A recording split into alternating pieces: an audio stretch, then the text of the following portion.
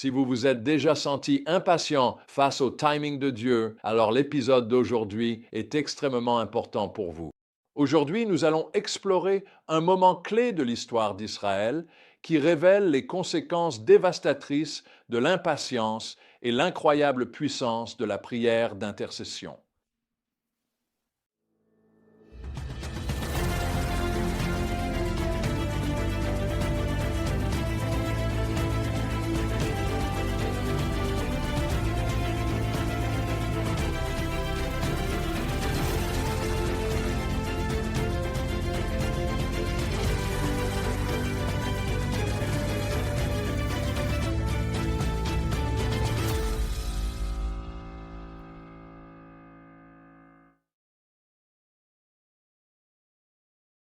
Plongeons dans Exode 32 et Deutéronome 9, où nous voyons la chute tragique des Israélites dans l'idolâtrie et l'intercession passionnée de Moïse en leur faveur.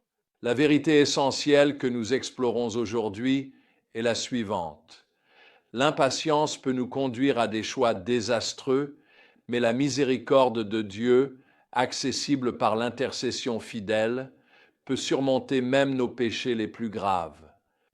Notre histoire commence avec les Israélites au pied du mont Sinaï. Moïse est sur la montagne depuis 40 jours pour recevoir la loi de Dieu, mais le peuple devient impatient. Ils ne voient pas Moïse, ils ne voient pas Dieu, et leur foi commence à vaciller.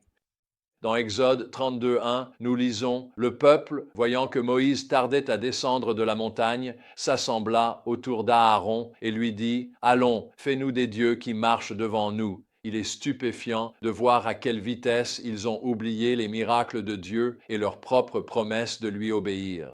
Leur impatience révèle un problème plus profond, un manque de confiance dans le temps de Dieu et aussi dans ses voies.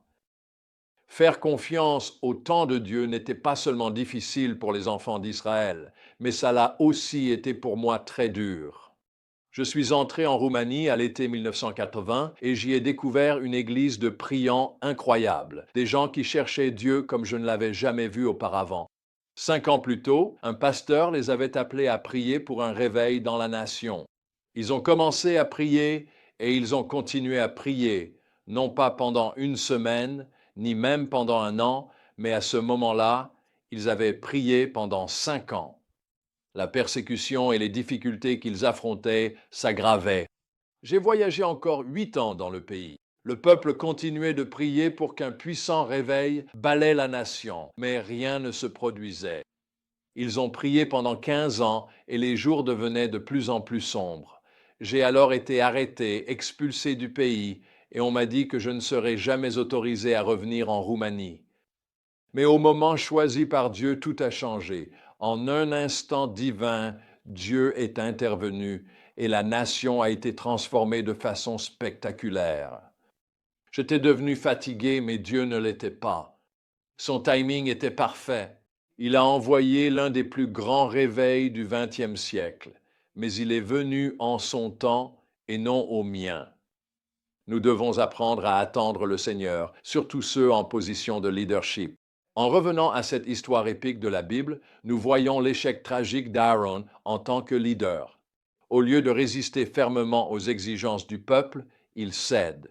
Il façonne un veau d'or et en ce moment, le peuple sombre dans une fête idolâtre. Pendant ce temps, sur la montagne, Dieu informe Moïse du péché du peuple. Sa colère s'enflamme et il menace de les détruire. Mais regardez la réponse de Moïse.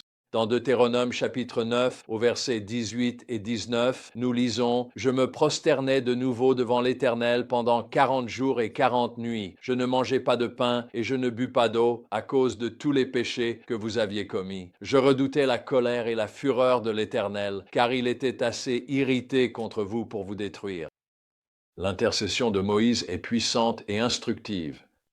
Il ne cherche pas d'excuses pour le péché du peuple. Au contraire, il fait appel au caractère et aux promesses de Dieu. Il rappelle à Dieu son alliance avec Abraham, Isaac et Jacob. Il implore la miséricorde de Dieu, non parce que le peuple la mérite, mais pour l'honneur du nom de Dieu et sa réputation parmi les nations. Lorsque Moïse descend de la montagne et voit le veau d'or, Sa colère reflète celle de Dieu. Il brise les tables de la loi, réduit l'idole en poudre et appelle au jugement contre ceux qui ont refusé de se repentir. C'est un rappel saisissant de la gravité du péché et de la nécessité d'un leadership spirituel décisif. Alors, que pouvons-nous apprendre de ce passage? L'impatience découle bien souvent, parfois même, d'un manque de confiance dans le temps et les voies de Dieu. Lorsque nous ne voyons pas Dieu agir, nous devons résister à la tentation de vouloir tout contrôler nous-mêmes. Un leadership spirituel faible qui fait des compromis pour plaire aux gens peut mener à des catastrophes. Les dirigeants doivent absolument rester fermes sur la vérité de Dieu, même lorsque cela est impopulaire. De plus, le péché a de graves conséquences et doit être traité de manière décisive. Nous ne pouvons pas nous permettre de prendre à la légère la désobéissance à Dieu. La prière d'intercession est puissante.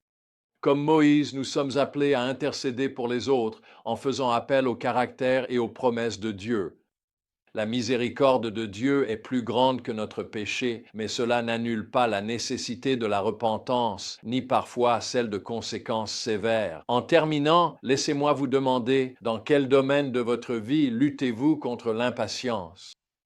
Y a-t-il des domaines où vous êtes tenté de compromettre votre foi parce que vous ne voyez pas Dieu agir? S'il y en a, confessez-le à Dieu dès maintenant.